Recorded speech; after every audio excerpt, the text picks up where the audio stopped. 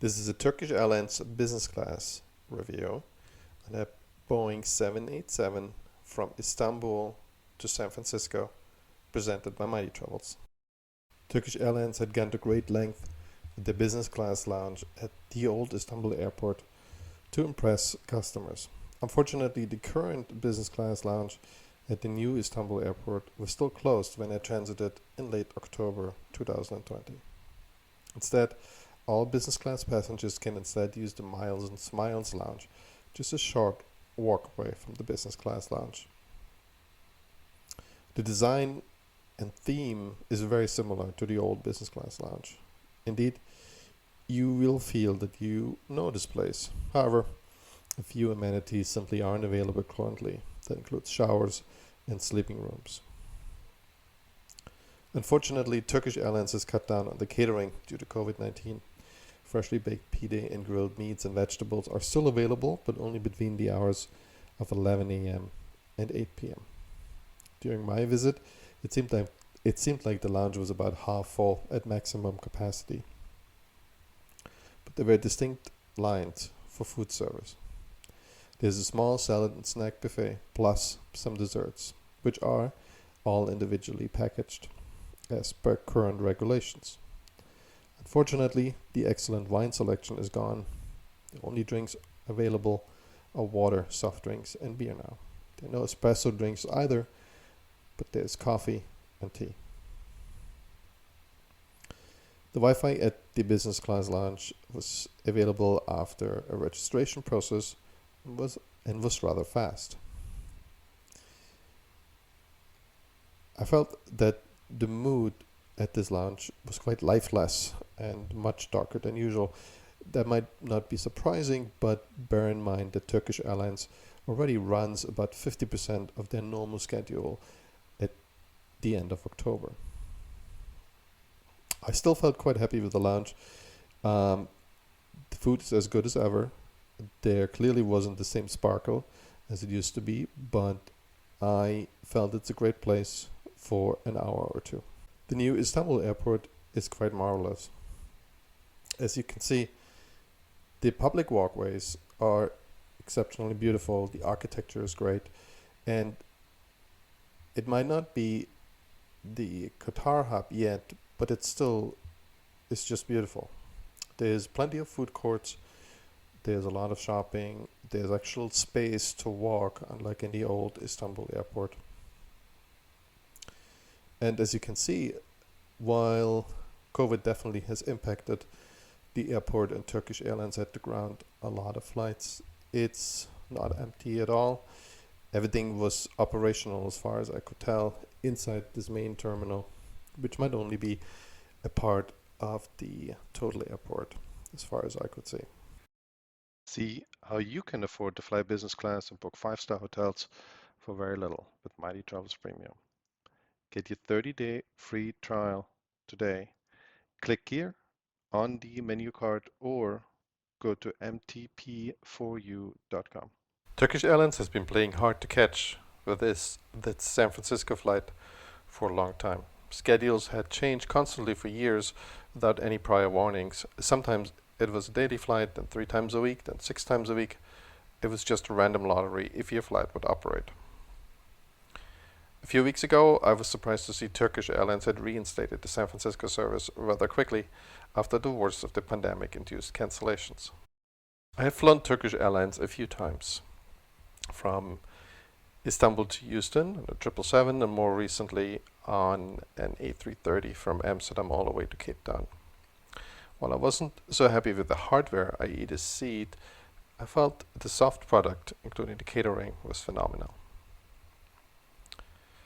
At 12:55 boarding time, I was excited to see this 787 ready for service. There were a few more security checks at the gate, and my carry-on luggage would be tagged, so I would have to check it in. I protested, and the gate agent simply mentioned I should show it to the crew, and the crew never said a word about it. But 45 minutes before the flight, boarding started, and while we were all in the gate area, everyone was just running for it. Since this was a pretty full flight, it was quite a mess. This new 787 shows off beautiful new interior and dark colors. Turkish Airlines has upgraded the 787 with mini suites that are strikingly similar to what Air Canada or Singapore Airlines use on the 787s and A350s. I'm not a big fan of the Singapore Airlines Business Class on their new 787s, so I tried to keep my expectations in check. The business class cabin itself comes in a 1-2-1 layout with 2 seats in the middle and the window seats on the left and on the right side. I noticed how cramped the walkways are and how tight it can be to walk in the aisles. Most passengers were still in the line at the gate, so I used a few minutes to film the interior before literally every seat would fill up. This aircraft seat is a bit odd as it confuses you with the way you're supposed to lean. It feels like you have to lean to the right or left, but you kind of want to sit straight as well at the same time. I felt it's less than ideal and my back started hurting just from that. It just twists your body and it doesn't feel natural. The seat doesn't allow for any stowage. It is a very cramped affair to get in and out as well. However, there is a very large entertainment display, and the whole entertainment system worked exceptionally well on the whole flight, including the flight map, which is usually my favorite. The flight attendants seemed quite busy with all kinds of things, but none really involved the passengers. There was no welcoming greeting, there was no real service, there was no pre-flight service, there was no assistance offered. In fact, I felt business class passengers were just left to themselves. Most of them knew what they were doing, still felt a little bit odd. Many other airlines had eradicated welcome drinks and snacks before takeoff due to COVID-19, so I wasn't expecting that, but I definitely was expecting the attention to detail or any kind of attention that used to be so great from Turkish Airlines. There also was no amenity kit, no pajamas, no slippers, no blankets. There was basically just your seat, and if you got lucky, you had some overhead bin space where you could put your bag.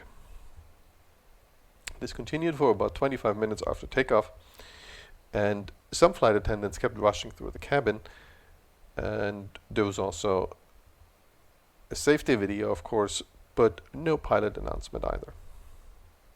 Taxiing took quite a while, and in this big new airport, and it was surprisingly busy with a bunch of other wide bodies taking off just before us. After 20 minutes of wait, we would simply take off. There was no pilot announcement and no other personal attention. I was hoping that Turkish Airlines would redeem itself with their fabled food service. I had a great experience with the Lufthansa catering, which seemed much improved from the pre-COVID times, and was having high expectations that I could fill my hungry stomach. I was handed a drinks menu relatively early, and I thought it's just the menu before the menu. It simply didn't click for me. It was just very small. I was waiting for the flight attendants to come by and give me the real menu in order to take the order, but that somehow never happened. But 2 hours later, lunch service started, and I was told by the flight attendant that there would be no choice today. I thought, well, this is a full flight. Maybe there's just going to be one meal. That should be fine. I've never been disappointed by Turkish Airlines food. However, to my surprise, I was handed a paper box a few minutes later that was basically a pretty bad economy class meal. Indeed, this was the economy class meal, and there was also no hot item in there. I asked the flight attendants if they gave me the wrong meal by mistake. Maybe I had a special order, but no, this was the meal that everyone else would get in the cabin. Nobody else seemed to protest. I felt that was easily the worst business class meal I've ever seen.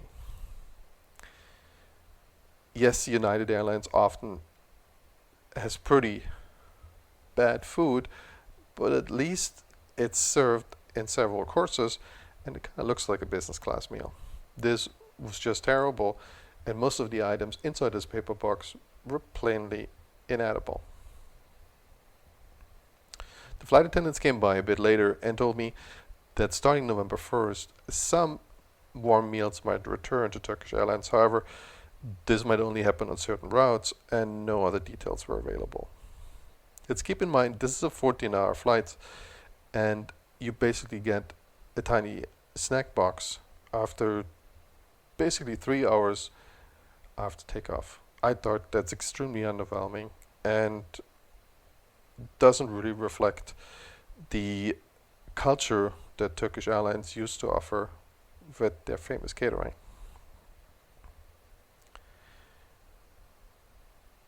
After a few more hours, I asked the flight attendants to add the mattress cover to my seat. Unfortunately, that one is quite thin.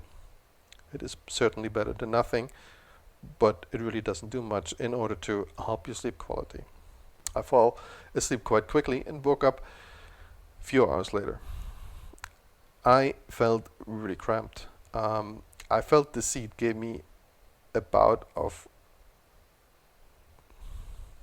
being claustrophobic as we trundled towards northern Canada.